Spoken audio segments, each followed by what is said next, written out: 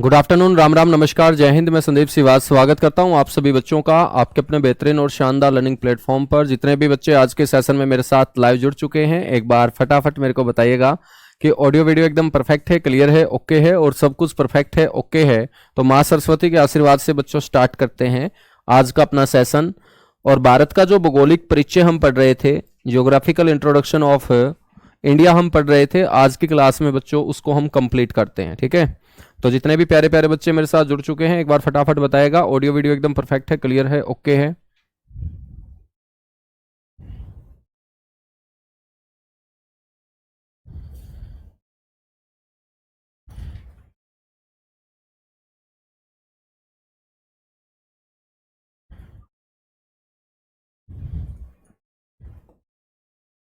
बच्चों हम पढ़ रहे थे आइलैंड ग्रुप।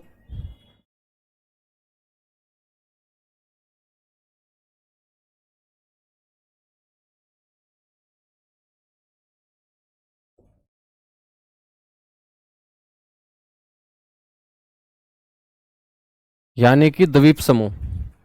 और आइलैंड ग्रुप के अंदर बच्चों हमने डिस्कस कर लिया था अंडमान निकोबार आइलैंड ग्रुप को। आज हम चर्चा करेंगे किसकी? लक्षद्वीप आइलैंड ग्रुप की। तो सभी बच्चे हेडिंग डालिएगा।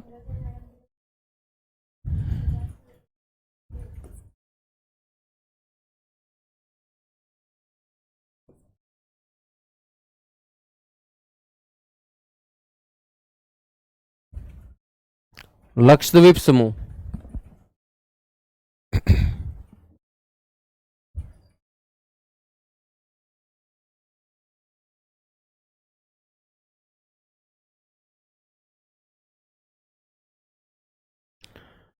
बच्चों लक्षद्वीप जो है वो हमारा क्या है?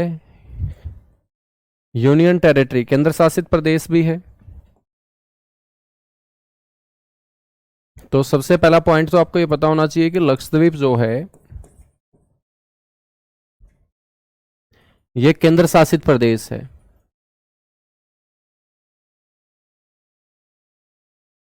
ठीक है, लक्षद्वीप जो है मेरे दोस्त ये आपका यूनियन टेरिटरी है, यूटी, केंद्र शासित प्रदेश है। जैसे हमने अंडमान निकोबार को पढ़ा था कि वो भी आपका क्या था, एक यूनियन टेरिटरी था।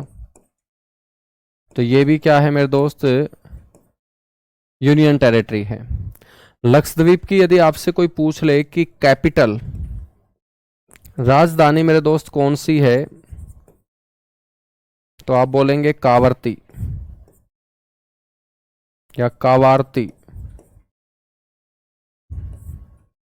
मेरे दोस्त लक्षद्वीप की कैपिटल है।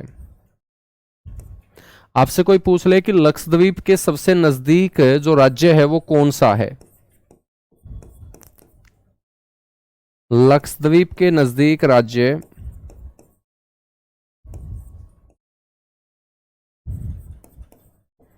यानी कि नियरेस्ट स्टेट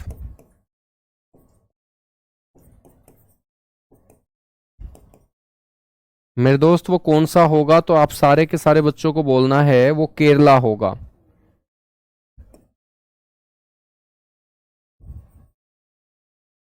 केरल राज्य बच्चों सबसे नजदीक है किसके? लक्षद्वीप के।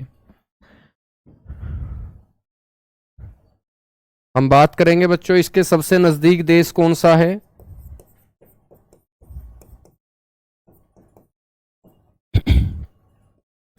मेरे दोस्त सबसे नजदीक देश कौन सा होगा, तो आपको बोलना है मालदीव।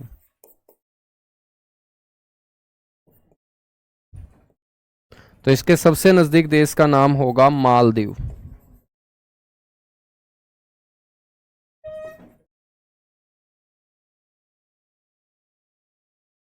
मालदीव।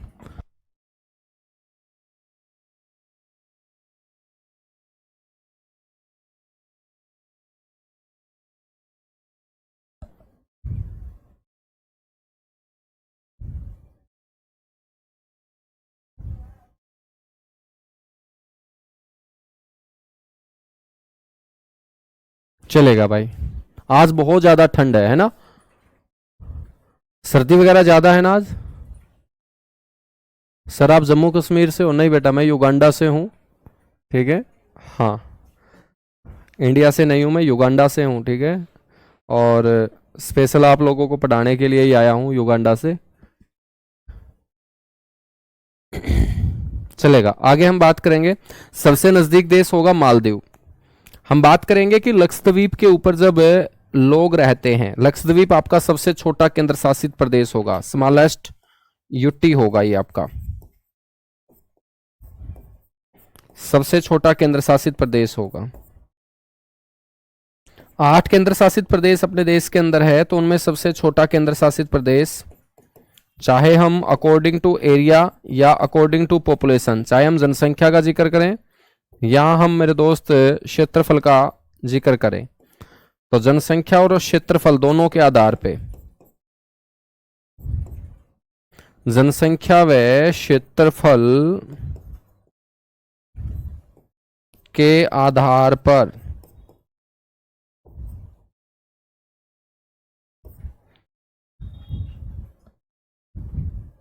सर ये युगांडा किधर है? ये हरियाणा के साथ लगता ही है, ज्यादा दूर नहीं है, ठीक है। तो बच्चों जनसंख्या व क्षेत्रफल के आधार पर सबसे छोटा जो केंद्र शासित प्रदेश होगा वो आपका कौन सा होगा? लक्षद्वीप होगा, ठीक है। बच्चों लक्षद्वीप के ऊपर जो जनसंख्या निवास करती है, तो सीधी सी बात है जनसंख्या आपस में लड़ेगी, लड़ेगी तो बच्चों मामला कहां जाएगा? फिर कोर्ट में जाएगा। तो आपसे कोई पूछ ले कि लक्षद्वीप का जो हाई कोर्ट है वो कहां पर है, हाई कोर्ट मेरे दोस्त कहां पर है?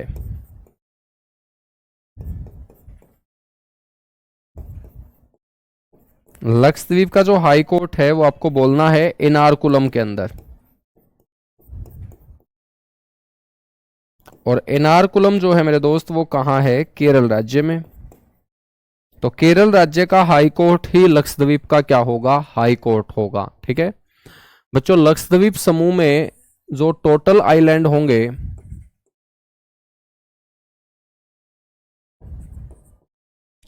कुल द्वीप जो होंगे वो 36 होंगे। कितने हैं? 36। तो आपसे कोई पूछ ले कि लक्षद्वीप समूह के अंदर द्वीपों की जो संख्या है वो कितनी है, तो आप लोगों को बोलना है 36। 36 द्वीप है मेरे दोस्त, ठीक है। इन 36 द्वीपों में से कितने द्वीपों के ऊपर मानव निवास करता है? तो आपको बोलना है कि 10 द्वीपों पर मानव निवास। तो 10 द्वीप ऐसे हैं मेरे दोस्त जहां पर मानव निवास करता है, ठीक है। आपसे क्वेश्चन पूछा जाएगा कि लक्षद्वीप समूह के जो द्वीप हैं इनका निर्माण कैसे हुआ है?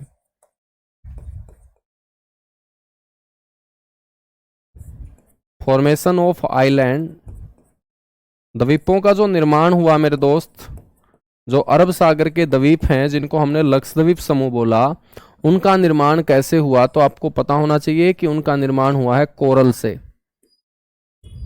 ये सारे के सारे कोरल यानी कि परवाल है मेरे दोस्त।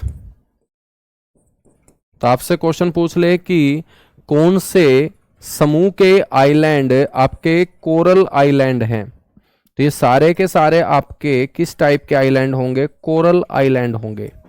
तो सर ये कोरल क्या होता है जिसको हमने हिंदी में परवाल बोला? तो आपसे कोई पूछ ले कि ये जो कोरल है, ये परवाल है, ये क्या होता है? बेटा ये परवाल एक समुद्री जीव होता है, समुद्र के अंदर कम गहराई में पाया जाने वाला ये जीव होता है, जो अरबों करोड़ों की संख्या में पाया जाता है, और इन परवालों के द्वारा जो अपशिष्ट पदार्थ छोड़ा जाता है,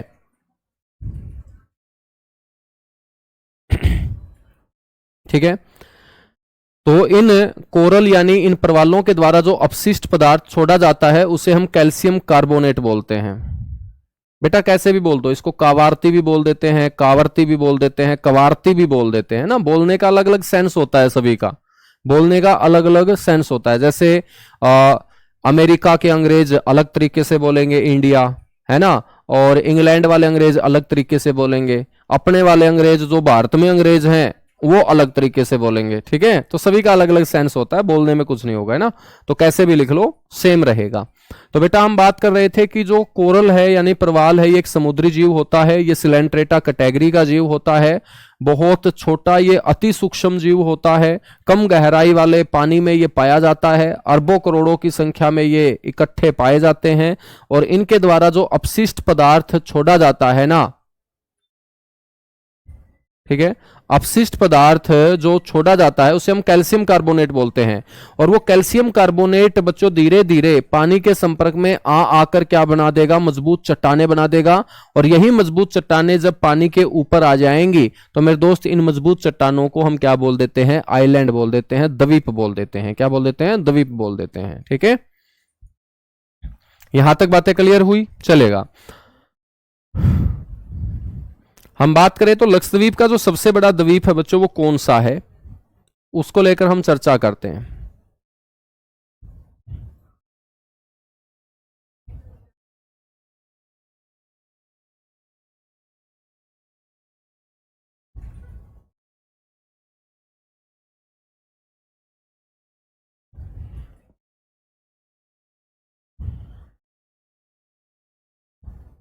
यहां पर लक्षद्वीप के बारे में 4-5 बातें आपको पता होनी चाहिए। उसके बाद हम सारे के सारे द्वीप जो लक्षद्वीप के हैं वो मैप के ऊपर दर्शाएंगे। ठीक है, आपसे कोई पूछ रहे कि सबसे बड़ा द्वीप कौन सा है, लार्जेस्ट आइलैंड,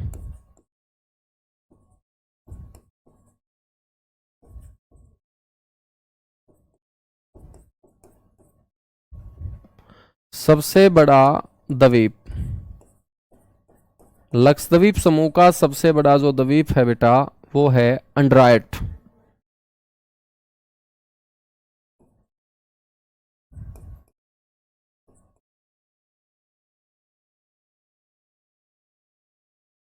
ठीक है, या इसको ऐसे भी बोल देते हैं,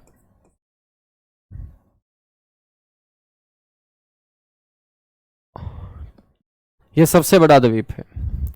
हम बात करेंगे सबसे छोटा द्वीप कौन सा है, स्मॉलेस्ट आइलैंड,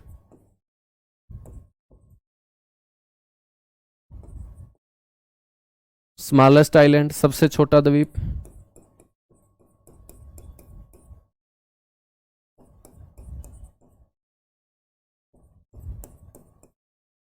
तो मेरे दोस्त सबसे छोटे द्वीप का नाम है बित्रा।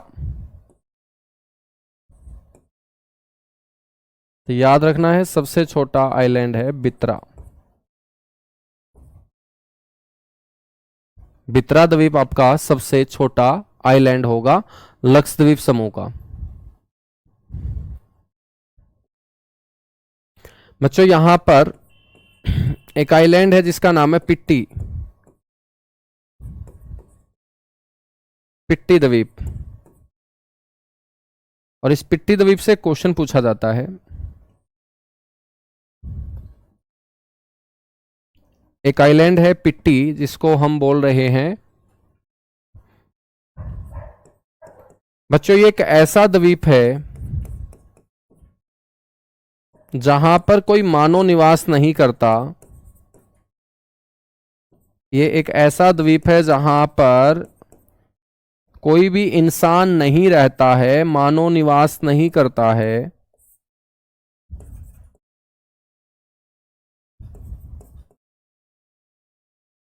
परंतु बच्चों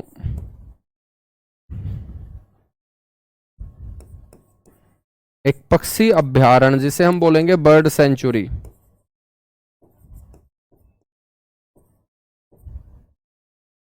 पक्षी अभयारण्य जिसे हम बोल सकते हैं बर्ड सेंचुरी स्थित है। ठीक है, तो याद रखिएगा एक ऐसा द्वीप, बिल्कुल द्वीप ऐसे ही बनते रहेंगे, द्वीप आपके ऐसे ही बनते रहेंगे। ठीक है, द्वीप बनते भी रहेंगे, डूबते भी रहेंगे मेरे दोस्त, बनते भी रहेंगे और डूबते भी रहेंगे, आपके डूबते भी रहेंगे। ठीक है, आपसे कोई पूछ ले कि लक्षद्वीप समूह का सबसे दक्षिणतम द्वीप कौन सा है, ये सारे के सारे क्वेश्चन हैं आपके जो एग्जाम में पूछे जाएंगे। तो लक्षद्वीप समूह का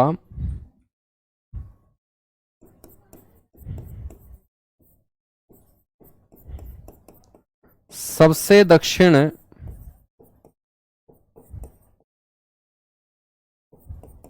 में स्थित द्वीप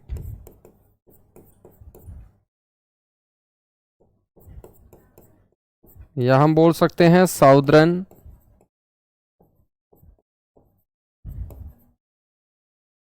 आइलैंड ऑफ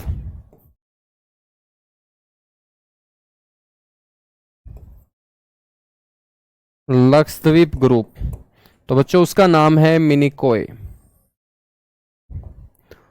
उसका नाम है मिनिकोय।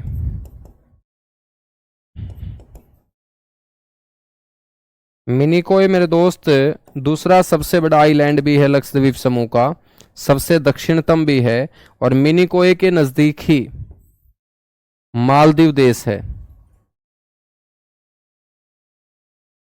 तो जो हमने पढ़ा था ना कि भाई लक्षद्वीप के सबसे नजदीक देश कौन सा है, मालदीव। तो बेटा आपसे कोई पूछ ले कि मालदीव जो देश है वो भारत के कौन से आइलैंड के सबसे नजदीक है, तो उस आइलैंड का नाम होगा मिनिकाय। और मिनिकाय जो आइलैंड है ये आपके लक्षद्वीप समूह का दूसरा सबसे बड़ा आइलैंड है। इसको हम बोलेंगे second largest island of Lakshadweep. ठीक है।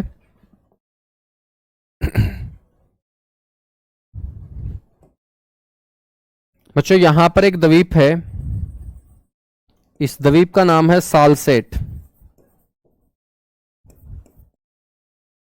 इस द्वीप को हम क्या बोलते हैं, सालसेट द्वीप बोलते हैं। और आपको पता होना चाहिए कि ये सालसेट जो द्वीप है, इसी द्वीप के ऊपर बसा हुआ है आपका एक शहर जिसको हम बोलते हैं मुंबई। तो याद रखिएगा मेरे दोस्त, मुंबई शहर।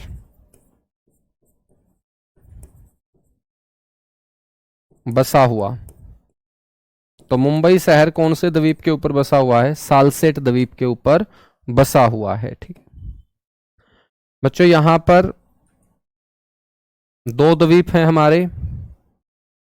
एक द्वीप का नाम है अलियाबेट,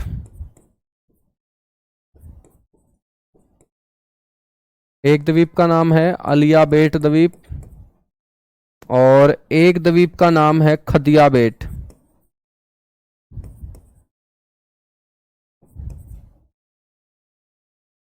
एक का नाम है अलियाबेट और एक का नाम है खदियाबेट द्वीप। ठीक है बच्चों, यहां पर एक द्वीप है जिसका नाम है वेलिंगटन द्वीप। वेलिंगटन द्वीप एक आपका कृत्रिम द्वीप है जो केरला राज्य में स्थित है।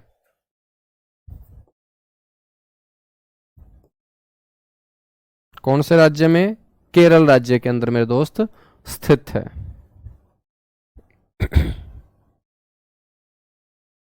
ठीक है, फटाफट नोट कीजिएगा। यहां पर बिल्कुल एक और द्वीप है बच्चों, इसको हम बोलते हैं एलिफेंटा द्वीप।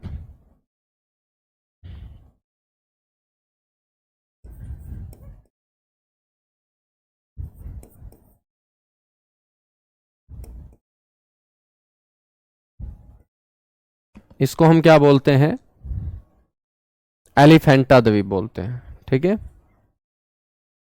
कीजिएगा फटाफट नोट, इसके बाद मेरे दोस्त आगे बढ़ेंगे।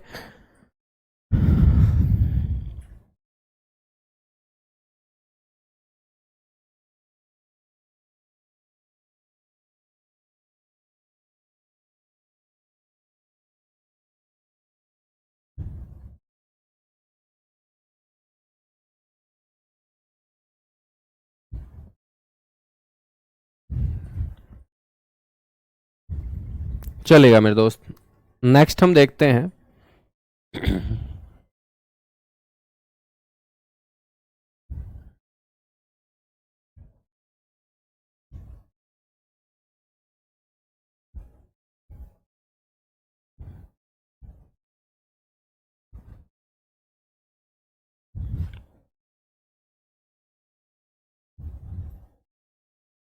सर द्वीप क्या होता है बेटा, द्वीप का नहीं पता आपको क्या होता है?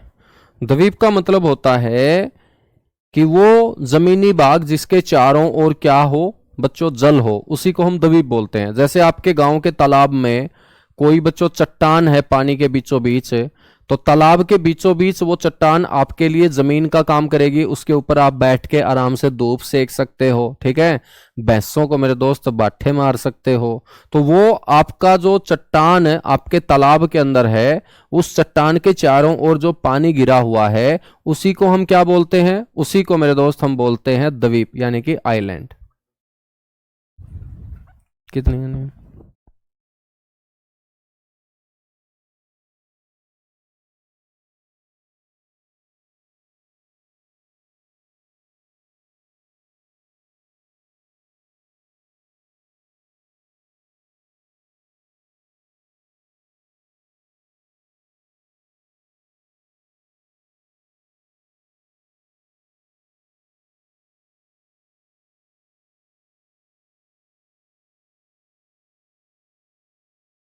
एलिफेंटा जो द्वीप है बेटा वो आपका महाराष्ट्र में होगा ना, मुंबई के साथ ही तो मैंने लिखा है, तो ये आपका महाराष्ट्र में होगा।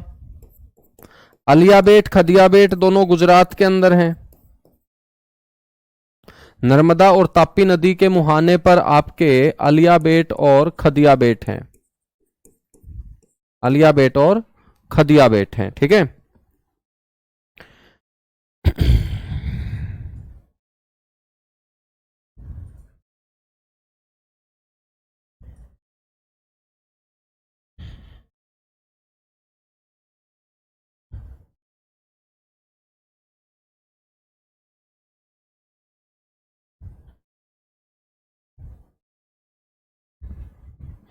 बच्चों देखिएगा,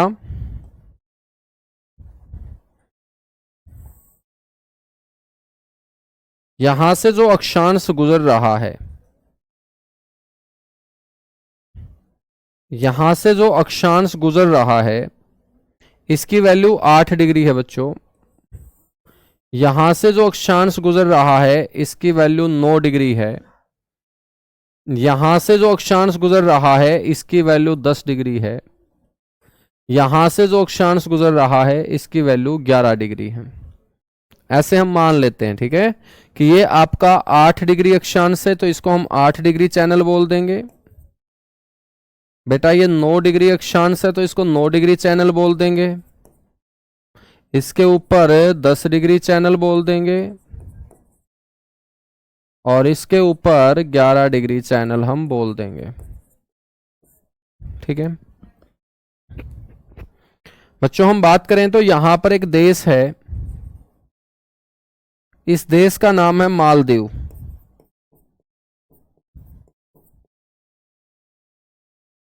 मालदीव देश, और यहां पर मेरे दोस्त अपना एक आइलैंड है जिसका नाम है मिनिकोय।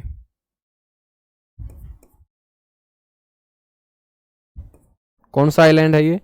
मिनिकोय आइलैंड है, ठीक है ना बच्चों। मिनिकोय के ऊपर यहां पर छोटे छोटे कई आइलैंड है, इनको हम बोलेंगे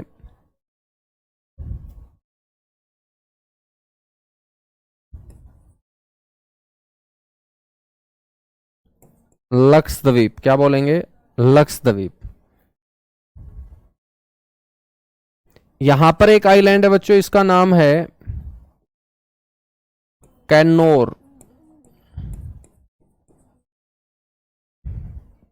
कैन्नोर। और बेटा यहां पर एक आइलैंड है, इसका नाम है अमनदीवी।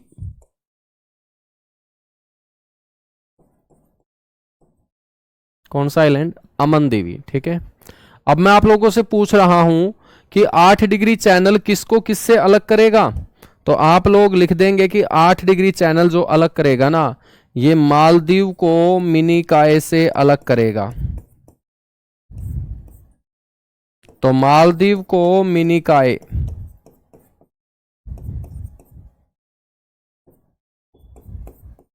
से अलग करता है मेरे दोस्त।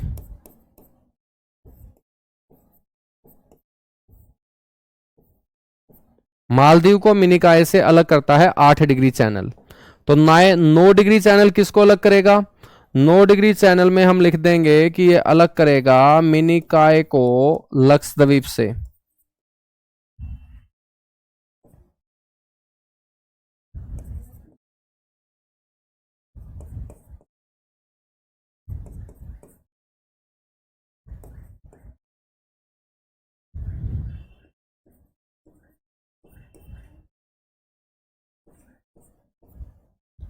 ठीक है। और बेटा ऊपर जो है आपका ये है 11 डिग्री चैनल। तो 11 डिग्री चैनल याद रखना है, ये अमन दीवी को अलग करेगा कैनोर आइलैंड से। अमन दीवी द्वीप को कैनोर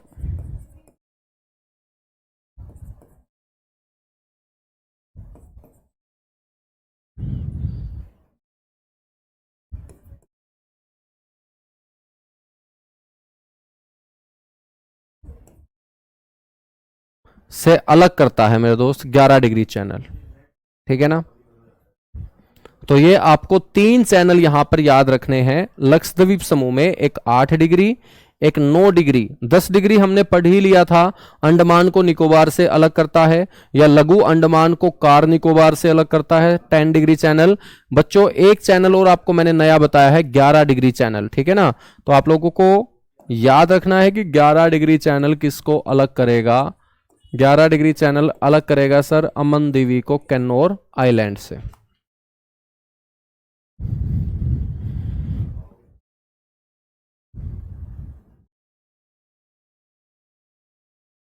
प्राकृतिक द्वीप का मतलब है जो हमें प्रकृति से मिला है।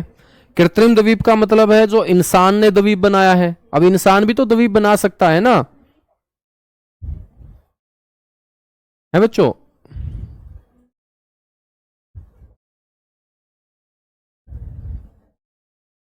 हाँ बिल्कुल, ये सारे के सारे लक्षद्वीप समूह के आइलैंड हैं। ये सारे के सारे लक्षद्वीप समूह के आपके क्या हैं, आइलैंड हैं। ठीक है। और लक्षद्वीप के ऊपर पाए जाने वाली जो जनजाति है बच्चों उसका नाम है वासी। तो यहां पर ध्यान रखना है लक्षद्वीप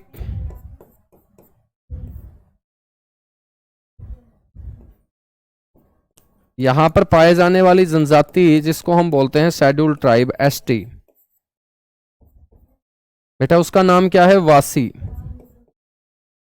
लक्षद्वीप समूह की जनजाति का नाम है वासी। और आपसे कोई पूछ ले कि लक्षद्वीप के ऊपर कौन सी लैंग्वेज बोली जाती है, भाषा कौन सी होगी, तो आप बोलेंगे मलयालम।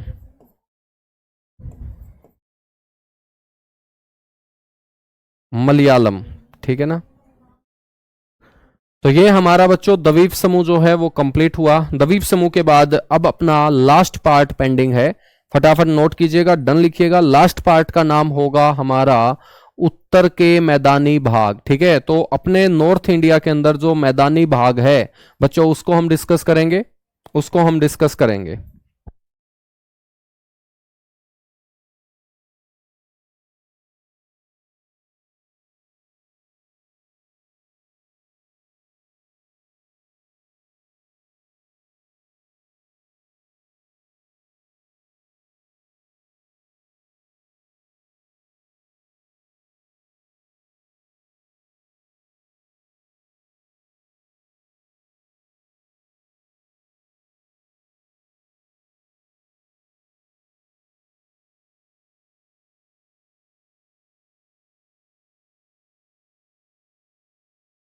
चलेगा बच्चों, डन हो चुका है, आगे बढ़ेंगे।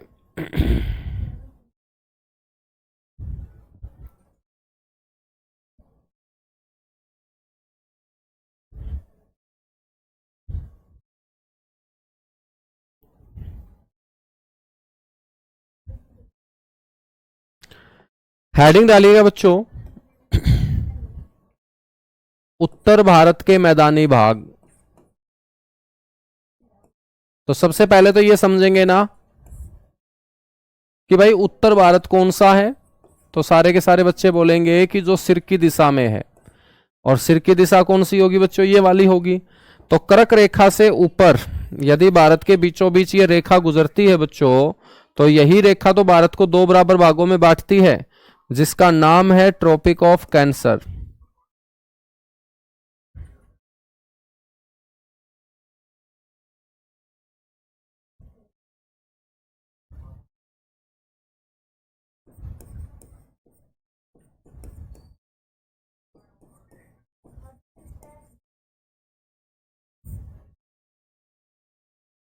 कर्क रेखा। और बेटा कर्क रेखा के ठीक नीचे वाला भारत आपका क्या होगा सर, दक्षिण भारत होगा। इसी को हम साउथ इंडिया बोलेंगे। तो ये आपका उत्तर भारत कौन सा होगा फिर? उत्तर भारत होगा मेरे दोस्त ये वाला भारत, ठीक है ना। उत्तर भारत आपका ये होगा। अब हमने उत्तर भारत के अंदर क्या पढ़े? पर्वत पढ़े। और उत्तर भारत में सबसे लास्ट पर्वत हमने कौन सा पढ़ा था मेरे दोस्त? ये पढ़ा था, और इसका नाम क्या था? शिवालिक। जब हमने हिमालय पढ़ा था तो हिमालय का सबसे कम ऊंचाई वाला भाग जिसके बाद हिमालय खत्म हो जाता है वो शिवालिक है। तो बच्चों शिवालिक से लेके ठीक नीचे वाला ये पूरा का पूरा बीच वाला जो भाग है इसी को हम बोलते हैं उत्तर भारत के मैदानी भाग, ठीक है, यानी कि plain region of north India.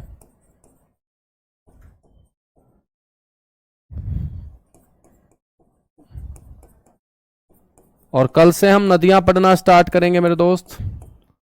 कल से हम अपने भारत की नदियां, नदियों के ऊपर बने डैम, नदियों के किनारे बसे नगर, ठीक है, भारत की जो प्रसिद्ध झीलें होंगी उनके बारे में चर्चा करेंगे। तो उत्तर भारत के मैदानी भाग हम पढ़ रहे हैं, तो ये बीच वाली जो आपकी बेल्ट होगी ये आपकी मैदानी भाग होगी।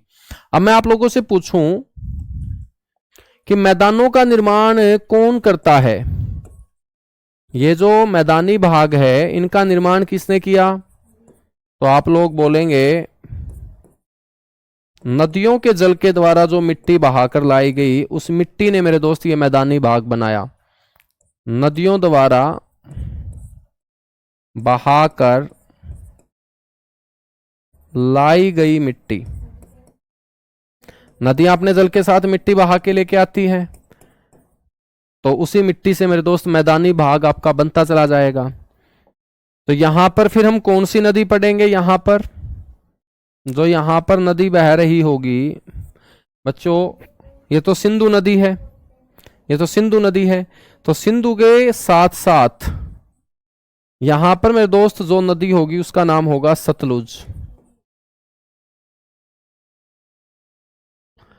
तो सतलुज नदी से मेरे दोस्त हम बात करें, सतलुज के बाद यहां से बहुत सारी और नदियां बहेंगी, और बिल्कुल पूर्व में यहां पर जो नदी बहती है उसको हम बोलते हैं ब्रह्मपुत्र।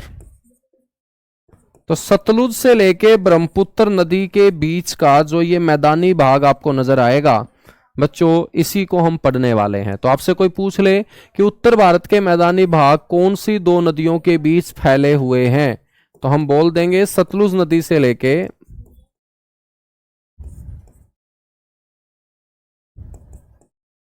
ब्रह्मपुत्र नदी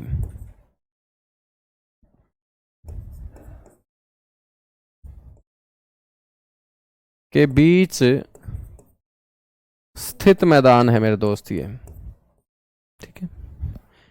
ये जो बच्चों हम पढ़ने वाले हैं ना, इनको हम 5 भागों में बांट के चलेंगे। पहला जो मैदान होगा उसे बोलेंगे बाबर मैदान,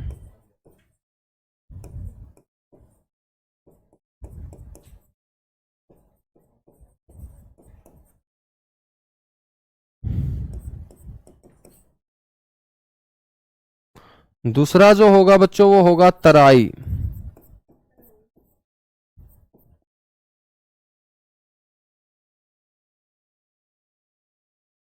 तराई मैदान।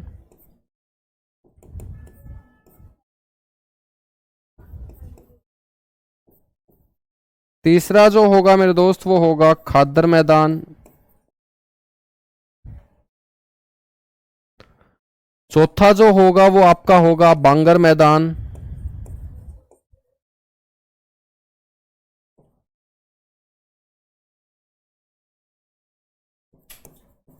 और पांचवा जो भाग होगा वो आपका होगा डेल्टाई मैदान।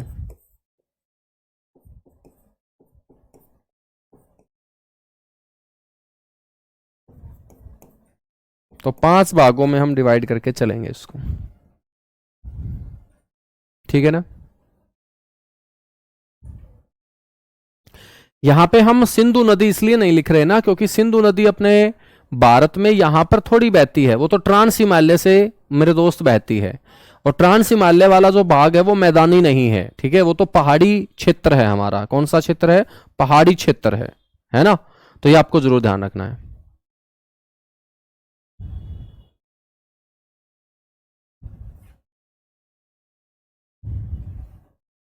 ठीक है, चीजें समझ में आई?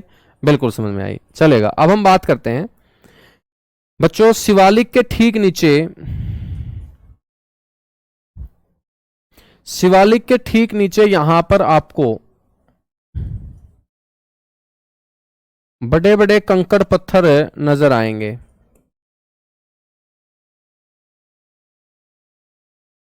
ठीक है, और इन कंकड़ पत्थरों वाले मैदान को हम बोलते हैं बाबर मैदान।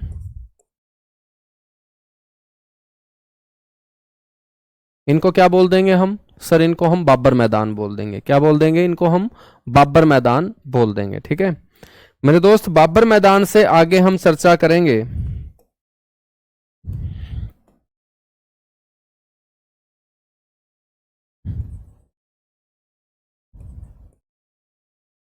इस तरीके से। ये आपके होंगे तराई मैदान, तराई मैदान। तराई मैदानों के बाद मेरे दोस्त चर्चा करेंगे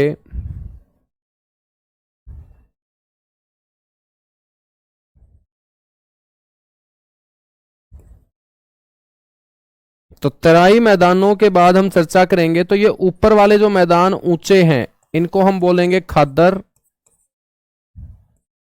और ये जो नीचे हैं इनको हम बोलेंगे बांगर। खादर और बांगर। और मेरे दोस्त जो बिल्कुल लास्ट में आपके मैदान आएंगे समुद्र के पास, जो आपका निचला क्षेत्र होगा, इनको हम बोलेंगे डेल्टा। क्या बोलेंगे? इनको हम डेल्टा बोलेंगे। सर सिलेबस कब कंप्लीट होगा? बेटा सिलेबस तो तुम मोबाइल बंद कर दो उसी दिन कंप्लीट है ना? पढ़ाई कभी कंप्लीट हो सकती है क्या? आज तक कंप्लीट हुई है?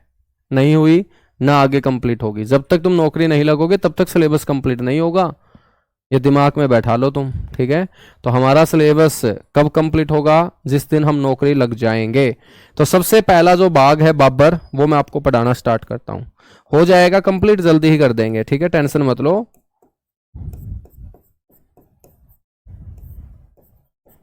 जल्दी ही कंप्लीट आपका कर देंगे।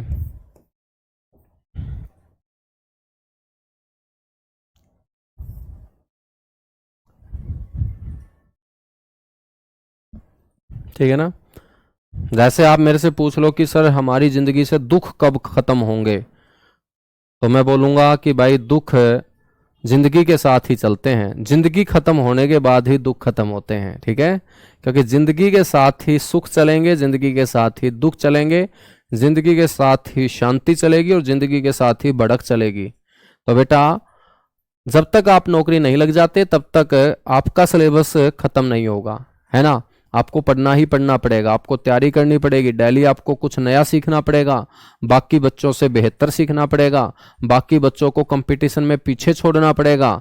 और मेरे दोस्त जिस दिन रिजल्ट आएगा उस दिन कम संख्या में बच्चे सेलेक्ट होंगे, बड़ी संख्या में बच्चे सेलेक्ट नहीं होंगे। तो हमें कम संख्या में शामिल होना है, तो हमें बड़ी संख्या से अलग होना पड़ेगा। और वो तभी अलग होंगे जब हम डे बाय डे मेरे दोस्त अच्छा सीखते जाएंगे, बेहतर सीखते जाएंगे। ठीक है, चलेगा। बाबर मैदान कौन से होंगे? तो बच्चों सबसे पहला पॉइंट तो आपको पता होना चाहिए कि यदि ये शिवालिक है तो शिवालिक के ठीक नीचे के मैदान आपके क्या कहलाएंगे? बाबर। तो पहला पॉइंट आपको नोट करना है, शिवालिक के दक्षिण में,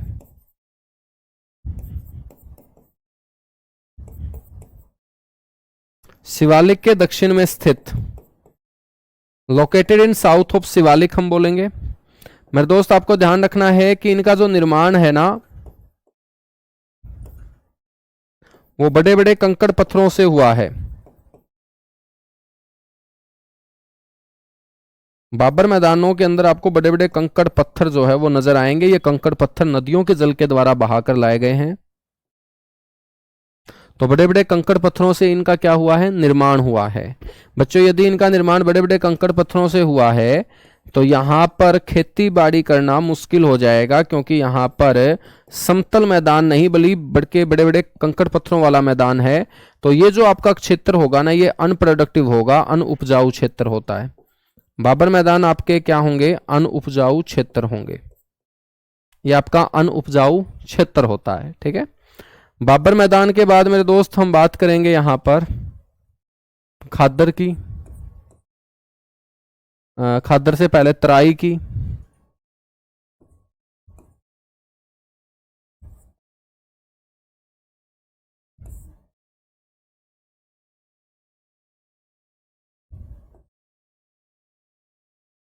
तराई। बच्चों तराई में भी सिर्फ आपको दो बातें ध्यान रखनी है कि तराई मैदान पहले तो आपको पता होना चाहिए कि कहां पर है, तो हम बोलेंगे बाबर के ठीक दक्षिण में। बाबर के नीचे के मैदान है तो बाबर के नीचे का मतलब है कौन सी साइड? साउथ। तो बाबर के दक्षिण में स्थित। ठीक है। तराई मैदान जो होते हैं बच्चों ये प्रोडक्टिव होते हैं, उपजाऊ होते हैं।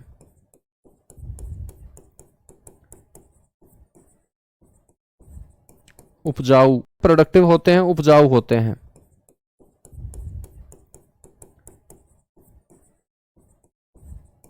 उपजाऊ।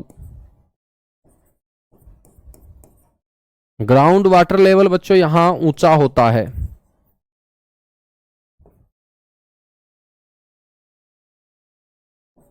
ग्राउंड वाटर लेवल यानी कि भूमिगत जल स्तर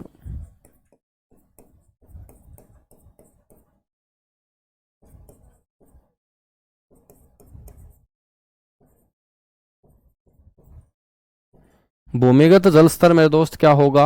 ऊंचा होगा। ठीक है। भूमिगत जल स्तर ऊंचा होगा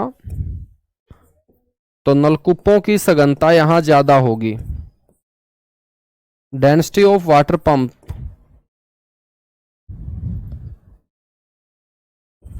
नलकूपों की सघनता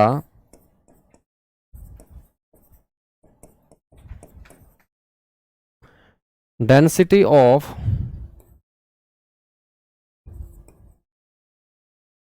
वाटर पंप इज हाई।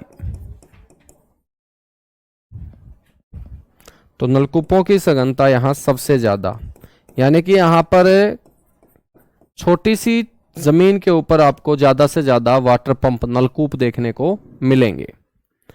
तराई मैदानों के बाद मेरे दोस्त याद रखिएगा आप लोग खादर मैदान।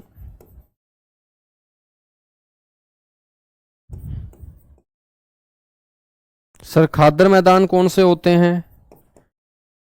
बच्चों जो बारहमासी नदियां होती हैं ना, उन नदियों के समीप के मैदान होते हैं ये। तो याद रखना है कि जो हमारी बारहमासी नदियां होती है, एवरग्रीन रिवर होती है, तो बारहमासी नदियों के समीप के मैदान। समीप का मतलब है पास।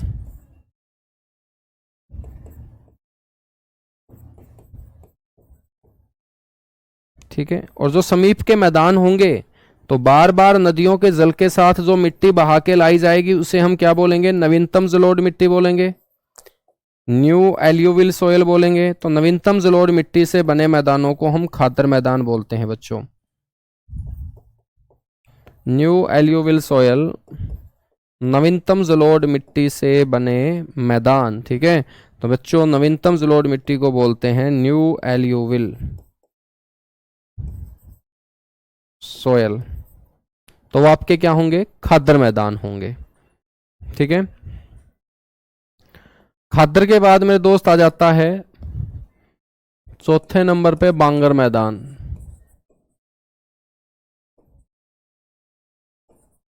बांगर मैदान कौन से होंगे मेरे दोस्त? जिन मैदानों की मिट्टी क्या हो चुकी है? पुरानी हो चुकी है। तो नई जलोढ़ मिट्टी से बने मैदान यदि खादर कहलाएंगे तो पुरानी जलोढ़ मिट्टी से बने मैदान बांगर कहलाएंगे।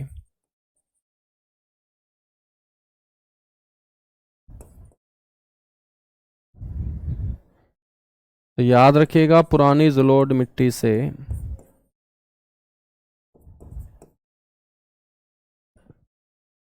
बने मैदान है बच्चों ये। और पुरानी जलोढ़ मिट्टी कहाँ होगी? जो बारहमासी नदियों से दूर के मैदान है वहां पर मिट्टी क्या होगी बेटा? पुरानी होगी। तो बारहमासी नदियों से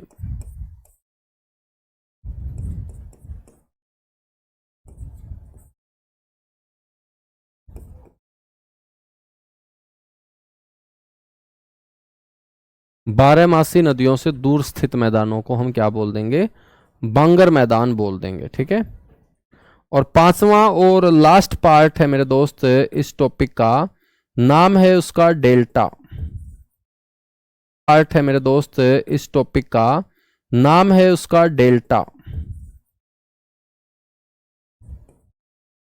उसका नाम क्या है? डेल्टा।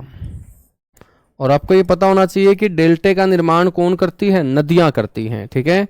और नदियां किस तरीके से डेल्टे का निर्माण करती हैं? तो नदियों के द्वारा जो अवसाद बहा के लाया जाता है, अवसाद का मतलब है कूड़ा करकट गंदगी, नदियों द्वारा बहाकर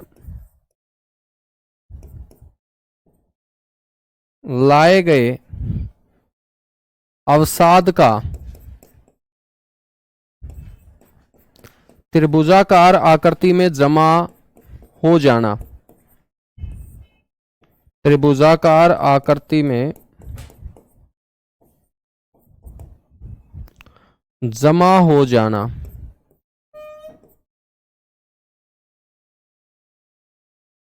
ठीक है।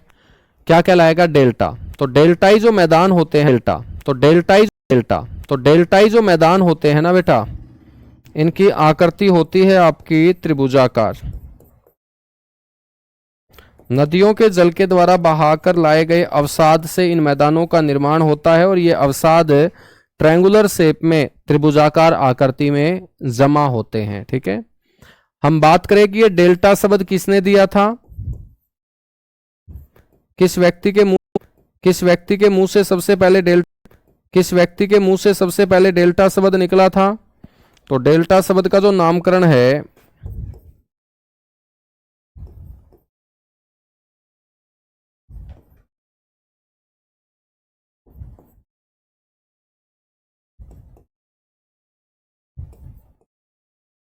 वो हेरोडोटस के द्वारा किया गया था। ठीक है ना, याद रखिएगा। तो मेरे दोस्त डेल्टा शब्द का जो नामकरण है, नामकरण का मतलब है जैसे आपका नाम है संदीप कुमार, किसी ने तो रखा है, किशन पटवाल किसी ने तो रखा है, निशांत गुप्ता किसी ने तो रखा है। तो बच्चों किस व्यक्ति के मुंह से सबसे पहले ये शब्द निकला था? ये हेरोडोटस के मुंह से निकला था। ठीक है ना, हेरोडोटस के मुंह से निकला था। हेरोडोटस कौन है बेटा? जिसको हम फादर ऑफ हिस्ट्री बोलते हैं, फादर ऑफ हिस्ट्री बोलते हैं। मैं आपसे पूछूं कि विश्व का सबसे बड़ा डेल्टा कौन सा है, तो आप बोलेंगे लार्जेस्ट जो डेल्टा होगा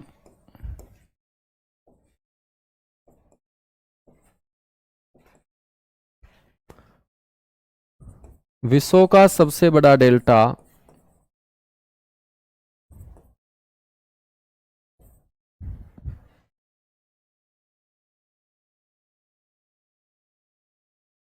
तो बेटा विश्व का सबसे बड़ा डेल्टा होगा सुंदरवन का डेल्टा।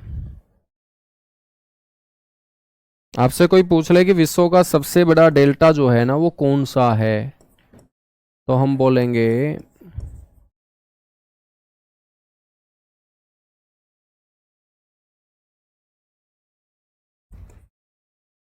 वो सुंदरवन का डेल्टा होगा। ठीक है। सुंदरवन का जो डेल्टा है बच्चों, इसका विस्तार आपसे कोई पूछ ले तो हम बोलेंगे 10,000 वर्ग किलोमीटर में, लगभग 10,000 वर्ग किलोमीटर के अंदर सुंदरवन का डेल्टा फैला हुआ है। और ये जो सुंदरवन का डेल्टा है 10,000 वर्ग किलोमीटर में, बच्चों हम बात करें तो इनमें से 6,000 वर्ग किलोमीटर का एरिया जो है वो बांग्लादेश में है। 10,000 वर्ग किलोमीटर का ये जो एरिया है बच्चों, जो नदियों के जल के द्वारा बहाकर लाए गए सेडिमेंट से तैयार हुआ है, उसमें से 6,000 वर्ग किलोमीटर का एरिया बांग्लादेश में और शेष 4,000 वर्ग किलोमीटर का जो एरिया है वो भारत में है बच्चों। ठीक है। आपसे पूछ ले कि भारत के अंदर ये कहां पर है, तो भारत के अंदर ये है पश्चिम बंगाल में। बच्चों इसका नाम सुंदरवन का डेल्टा क्यों पड़ा? क्योंकि ये जो आगे जोड़ा गया है सुंदर, बच्चों ये वृक्षों के नाम है, सुंदरी वृक्षों के कारण इसका नाम है सुंदरवन डेल्टा। तो यहां पर सुंदरी वृक्ष पाए जाते हैं। ठीक है। बच्चों सुंदरवन का जो डेल्टा है ना, इसका निर्माण कौन सी दो नदियों ने किया है? गंगा और ब्रह्मपुत्र। तो याद रखिएगा, गंगा व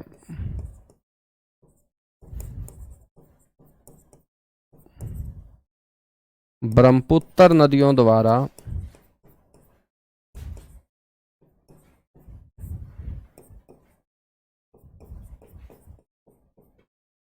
निर्मित। ठीक है, गंगा व ब्रह्मपुत्र नदियों के द्वारा। भूमिगत जल स्तर ऊंचा होने का मतलब है, अब ये कंप्लीट हो चुका है। एक बच्चे का क्वेश्चन आया है कि भूमिगत जल स्तर का मतलब क्या होता है सर? ग्राउंड वाटर लेवल, जैसे आपने अपने आसपास कोई वाटर पंप, नलकूप, हेड पंप लगा रखा है ना, वो आपने इसलिए लगा रखा है क्योंकि भूमिगत जल स्तर क्या है? ऊंचा है। यदि मेरे दोस्त ये भूमिगत जल स्तर हमारा नीचे जाता जाएगा तो पानी की कमी हो जाएगी। अब राजस्थान के अंदर पानी है नहीं, पानी है नहीं का मतलब क्या है कि वहां ग्राउंड वाटर लेवल ऊंचा नहीं है, बहुत गहराई में मेरे दोस्त वहां पर आपको जल मिलेगा। ठीक है, तो इसीलिए राजस्थान जो है ना वो हमारा बंजर क्षेत्र रह जाता है बेचारा। क्यों? क्योंकि वहां पर ग्राउंड वाटर लेवल ऊंचा नहीं है। ग्राउंड वाटर लेवल ऊंचा कहां होगा? जो समुद्र के साथ लगते राज्य होंगे, या मेरे दोस्त एक ऐसा राज्य जहां से बहुत सारी नदियां बह रही होंगी, जैसे उत्तर प्रदेश है, तो उत्तर प्रदेश से बहुत सारी नदियां बहती हैं, तो वहां पर ग्राउंड वाटर लेवल क्या है? ऊंचा है। ग्राउंड वाटर लेवल ऊंचा है तो हम आसानी से वहां पर वाटर पंप, नलकूप जो है ना वो लगा सकते हैं। ठीक है, तो आज अपना ये बच्चों चैप्टर कंप्लीट हुआ जिसका नाम था भारत का भौगोलिक परिचय। और अब हम तीसरा चैप्टर स्टार्ट करेंगे कल की क्लास में, और उसका नाम होगा ड्रेनेज सिस्टम यानी कि अपवा तंत्र। ड्रेनेज सिस्टम में बच्चों हम अपने भारत की सारी नदियों को पढ़ेंगे, नदियों के ऊपर बने हुए डैम, बांधों को पढ़ेंगे, नदियों के ऊपर स्थापित की गई बच्चों जो परियोजनाएं हैं, प्रोजेक्ट्स हैं, जिनको हम रिवर वैली प्रोजेक्ट बोलेंगे, वो पढ़ेंगे। हम अपने भारत की सारी लेक्स यानी कि झीलों को मेरे दोस्त पढ़ेंगे, जो भी वाटरफॉल होंगे, जलप्रपात होंगे, उनको हम डिस्कस करेंगे। ठीक है, चलेगा। थैंक यू मेरे दोस्त, बाय बाय, लव यू आप सभी को।